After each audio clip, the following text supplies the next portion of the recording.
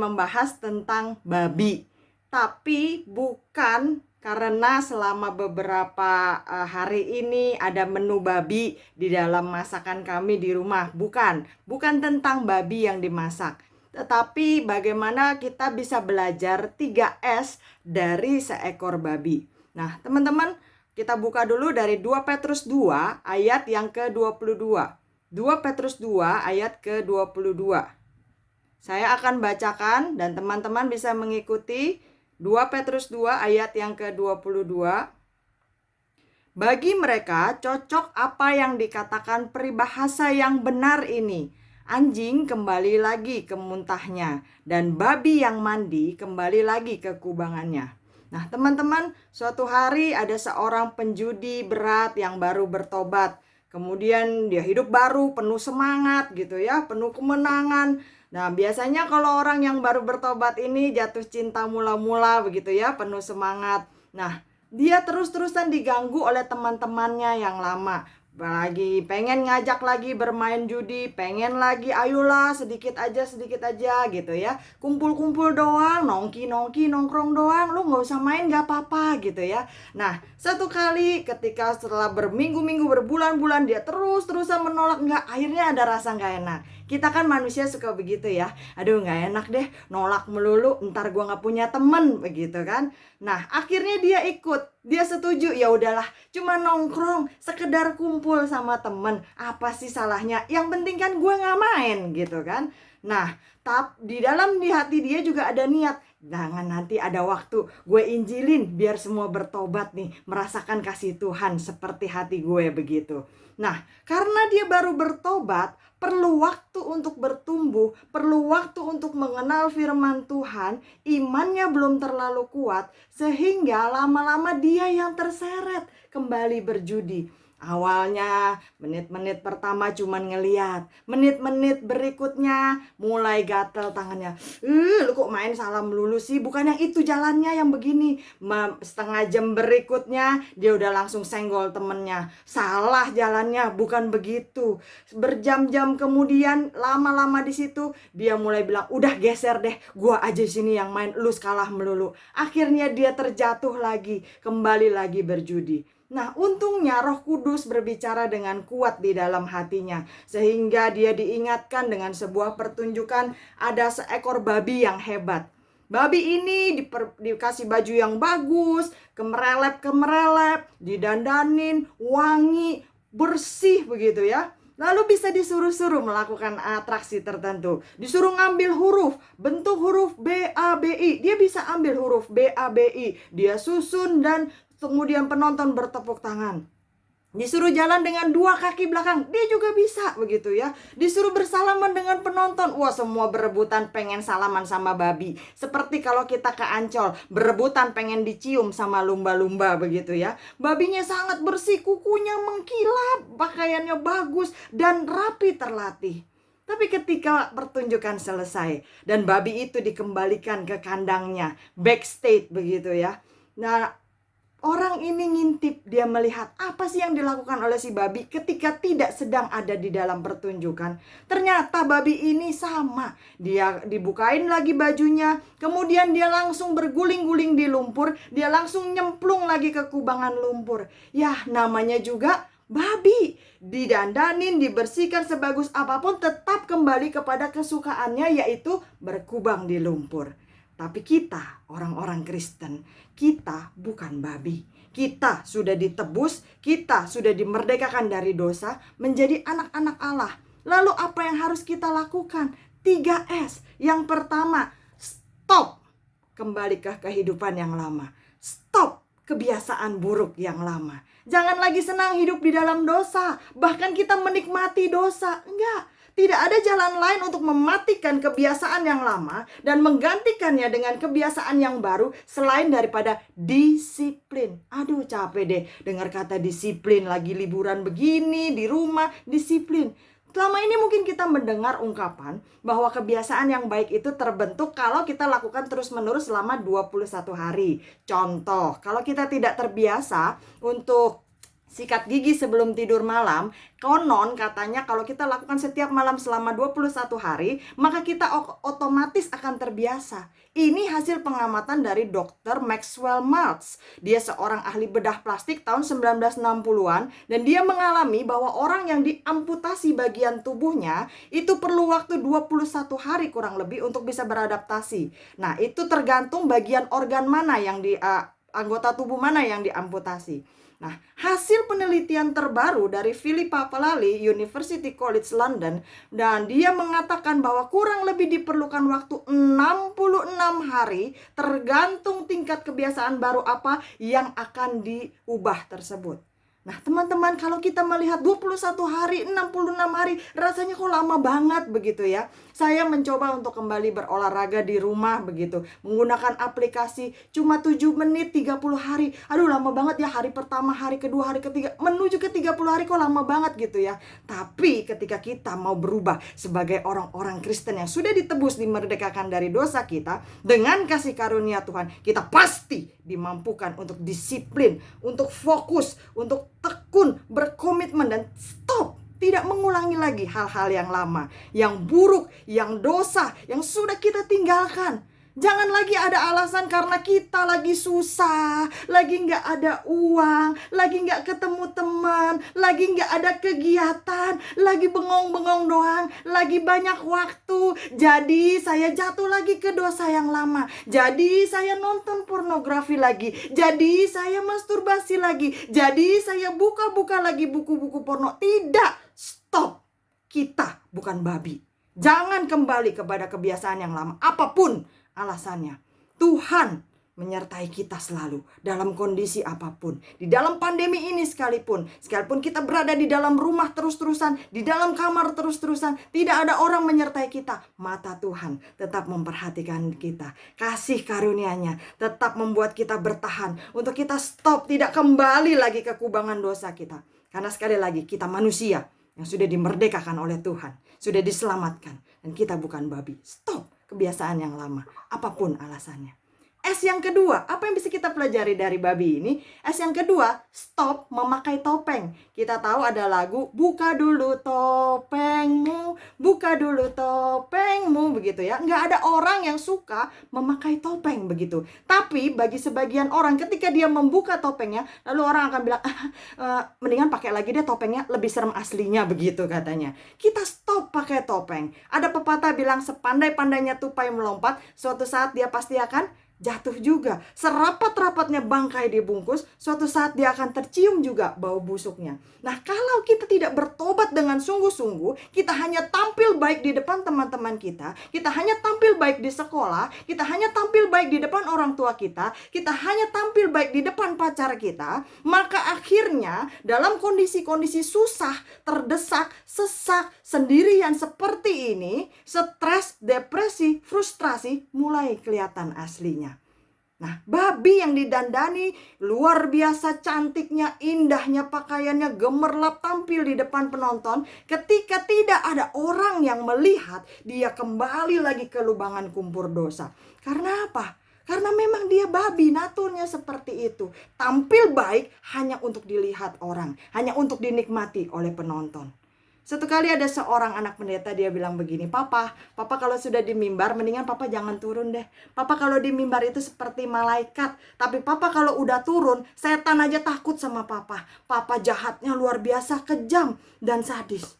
Nah, seringkali orang memakai topeng terbaiknya dalam segala situasi. Ada pasangan suami istri yang mampir ke gereja, hadir sebelum masuk ibadah, bergandengan mesra. Ternyata mereka janjian, kita lagi berantem ya, nanti abis kebaktian lanjut lagi berantemnya. Di gereja jangan sampai ada orang yang tahu, biar mereka melihat kita pasangan yang paling mesra. Ada karyawan yang di depan bos kerja rajin. Ada anak-anak sekolah yang ada guru manis luar biasa. Ada murid-murid sekolah yang jadi murid teladan, nggak pernah nyontek karena nggak ketahuan. Di depan orang mereka menggunakan topeng yang terbaiknya. Tapi kita anak-anak Tuhan, kita tahu sekali lagi, mata Tuhan selalu menatap hidup kita. Stop gunakan topeng. Karena satu kali hidup kita akan menjadi terlalu lelah. Lalu akhirnya muncul aslinya. Berubah secara lahiriah. Berubah secara hati, dari dalam, bukan sementara. Sehingga dalam kondisi apapun, dalam pandemi, dalam kondisi bokeh, dalam kondisi sendirian, dalam kondisi terdesak, aslinya tetap baik, aslinya tetap muncul. Karena sekali lagi kita sudah diubahkan oleh Tuhan. Stop pakai topeng. Yang ketiga, stop apa lagi? Stop bimbang ragu. Kadang-kadang kita mikir gini, bisa gak ya saya berubah? Masih mau gak Tuhan mendengarkan doa saya? Kayaknya, aduh hari ini saya berdoa, Tuhan tolong ampuni. Saya sampai nangis-nangis, keluar air mata, keluar ingus, keluar ludah segala macam, sampai jungking-jungking, nunduk-nunduk. Gak berapa lama, berapa hari, saya kembali lagi ke dosa yang sama. Saya sebenarnya gak pengen Tuhan, saya sebenarnya gak mau, tapi saya gak bisa. Saya ragu, Tuhan masih mau gak ya menerima saya? Tuhan masih bisa gak ya mengubah saya? Stop bimbang dan ragu.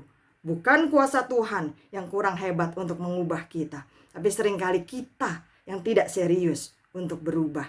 Kita yang seringkali masih berdiri di atas dua kapal, tidak ingin melepaskan dosa yang lama. Sedikit aja deh, sedikit aja deh. Seperti ibarat seorang yang merokok. Kalau satu hari dia merokok 10 box, 10 kotak, lalu kemudian dia bilang saya ingin berhenti merokok, dia kurangin sedikit-sedikit, pasti hasilnya akan lebih lama. Dan kemungkinan dia malah akan bimbang ragu. Wah, perlu gak ya berhenti merokok ya? Udah terlanjur nih, udahlah lanjut aja. Tapi kalau dia langsung cut, tidak ragu, dia putuskan, mantap, pasti dia akan bisa berhenti merokok. Itu sebuah contoh. Yesaya 59 ayat 1-2 berkata, bukan tanganku yang kurang panjang, tapi dosa-dosamu yang menjadi penghalang antara Allah dengan kita. Dosa-dosa kita yang menjadi penghalang antara doa-doa kita dengan Allah. Mulai sekarang teman-teman, ambil keputusan, buat komitmen, bergerak maju. Jangan berpaling lagi. Mulai sekarang, yang mau puasa, mulai dari hari ini, jangan besok. Yang mau kembali baca Alkitab, mulai dari sekarang, jangan tunggu nanti. Yang mau kembali membuat relasi yang akrab dengan Tuhan, memulai kembali doa dan saat teduh, sekarang. Jangan tunggu minggu depan.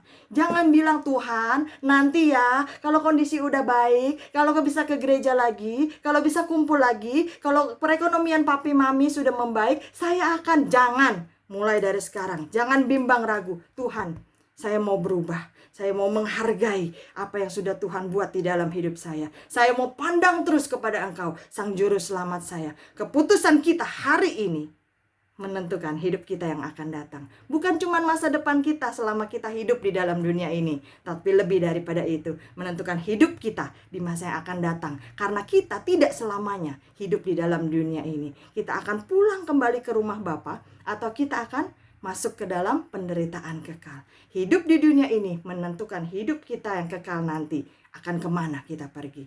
Pepatah bilang anjing menggonggong kafilah berlalu. Jangan biarkan kita bingung dengan kenyataan. Tapi kan kalau saya berubah, nanti teman-teman tinggalin saya. Kalau saya berubah, besok saya jatuh lagi ke dosa yang sama. Kalau saya berubah, apakah Tuhan masih? Jangan bimbang, jangan ragu. Stop semuanya itu. Waktu kita lagi susah, waktu kita lagi down sekarang, seperti sekarang ini, waktu kita pikir orang tua setiap hari berantem membicarakan tentang uang yang tidak ada, usaha yang tidak bisa dibuka, bagaimana uang sekolah harus tetap dibayar, uang kuliah harus tetap dibayar, dan semua pengeluaran terus bertambah sedangkan tidak ada pemasukan sama sekali. Hitung berkat Tuhan, bagaimana Tuhan masih memelihara hidup saya dan teman-teman sekalian sampai hari ini. Belum pernah kan ada yang makan batu? Bukan karena kita kaya raya, tapi karena kita nggak pernah doyan batu. Jadi di rumah nggak pernah masak batu. Minimal Indomie, telur Indomie. Jangan biarkan waktu kita sakit, kita lupa, aduh Tuhan bisa nggak ya nyembuhin. Kemarin sih bisa, yang ini bisa nggak. Ingat berapa kali sampai umur kita sekarang, setiap kali kita sakit dan Tuhan sembuhkan kita. Waktu kita lagi bokeh, jangan bilang, Tuhan engkau kemana? Tuhan mana janjimu? Tuhan aku komplain. Jangan, siapa kita berani komplain Tuhan? Kita ingat, oh iya Tuhan, saat ini saya lagi bokeh, tapi saya ingat bagaimana Tuhan terus mencukupi papi mami. Tuhan terus mencukupi kebutuhan saya sampai hari ini. Waktu kita lagi kesel, kita ingat, Tuhan, Engkau sumber sukacita, Engkau tempat curhat yang terbaik. Orang lain bosan, orang lain tidak bisa dihubungi, teman-teman semua sibuk sendiri, tapi selalu ada Tuhan yang memberikan sumber sukacita di dalam hati kita. Jadi tempat curhat kapan saja, di mana saja. Yuk kita baca lagi Yakobus 1 ayat 5 sampai yang ke-8. Yakobus 1 ayat 5 sampai yang ke-8.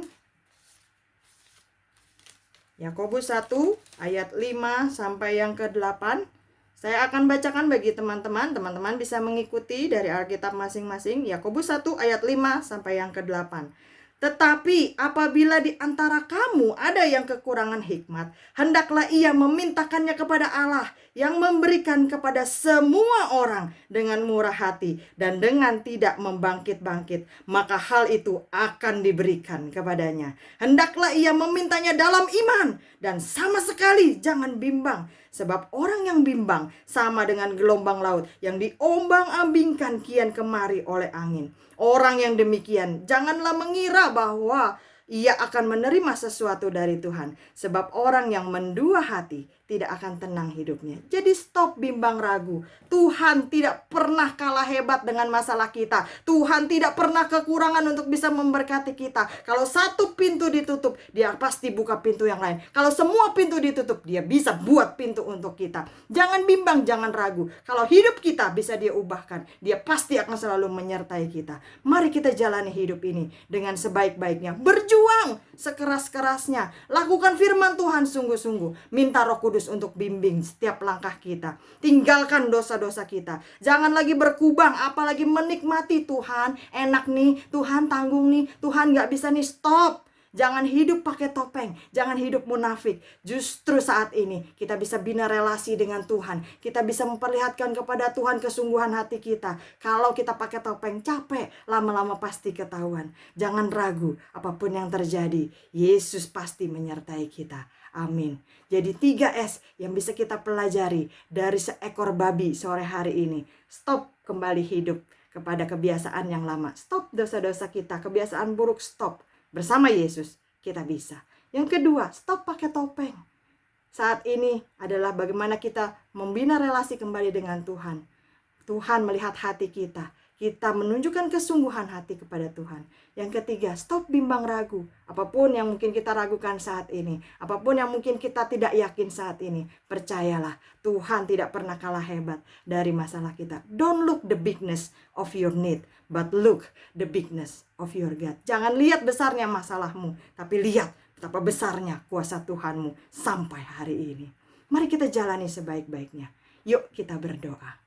Bapa di dalam surga, kami hanya bisa bersyukur kepadamu. Di dalam pandemi ini, di dalam bokeh ini Tuhan, di dalam kesepian kami tidak bisa bertemu dengan teman-teman, di dalam segala keterbatasan kami, di dalam segala cobaan yang harus kami alami, tantangan, masalah, pergumulan. Seringkali iblis membisikkan untuk kami kembali kepada kebiasaan yang lama. Tetapi kami juga tahu ada Roh Kudus yang tinggal di dalam hati setiap kami. Karena kami yang sudah dimerdekakan oleh Tuhan, Tuhan tidak pernah meninggalkan kami. Biarlah setiap kali ada godaan Tuhan, kami berseru kepada Tuhan. Kami tidak ingin kembali kepada kubangan tersebut. Kami tidak ingin kembali kepada dosa yang lama. Kami tidak ingin kembali kepada kebiasaan yang lama. Karena kami sudah dimerdekakan. Kami mau maju terus dan tidak pernah mundur lagi. Bapa di dalam surga, ampuni kami Tuhan. Kalau selama ini mungkin kami pakai bermacam-macam topeng di hadapan teman-teman, di hadapan guru, di hadapan orang tua, di hadapan pacar, bahkan di hadapan ketika kami beribadah ke gereja. Saat ini Tuhan, ketika kami tidak bisa beribadah ke gereja, ketika kami tidak bisa berkumpul bersama teman-teman kami hanya bisa menyembah Tuhan, memuji Tuhan. Biarlah Engkau yang memurnikan kembali hati kami, melihat kembali motivasi kami, bahwa kami sungguh-sungguh beribadah kepada Tuhan karena kami cinta kepadamu. Kami tidak ingin lagi memakai topeng kami ingin menampilkan menampilkan perubahan yang sejati yang Tuhan sudah kerjakan di dalam hidup kami, sehingga dalam kondisi apapun kami bisa tetap tampil sebagai garam dan terang. Bapa di dalam surga, setiap kami mungkin masih punya keraguan-raguan, mungkin masih punya kebimbangan karena kondisi yang menyesakkan kami, karena fakta yang kami doakan masih belum berubah. Tuhan, ampuni kami Tuhan. Biarlah kami tidak lagi bimbang, kami tidak lagi ragu. Kami percaya bahwa kuasa Tuhan, Allah yang kami sembah, Allah pencipta langit dan bumi, pasti lebih besar dari segala bokeknya kami. Pasti akan mampu selalu menyediakan kebutuhan kami. Pasti akan selalu menyertai kami. Dan Tuhan, kalau kami mulai merasa bimbang ragu, biarlah kami mulai menghitung berkat Tuhan, pertolongan Tuhan, dan penyertaan Tuhan sampai hari ini. Ebenezer, sampai di sini Tuhan tetap menolong kami.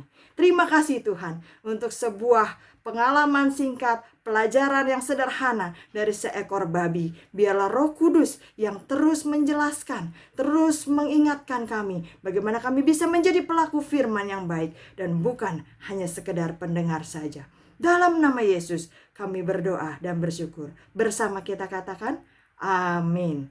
Saya kembalikan.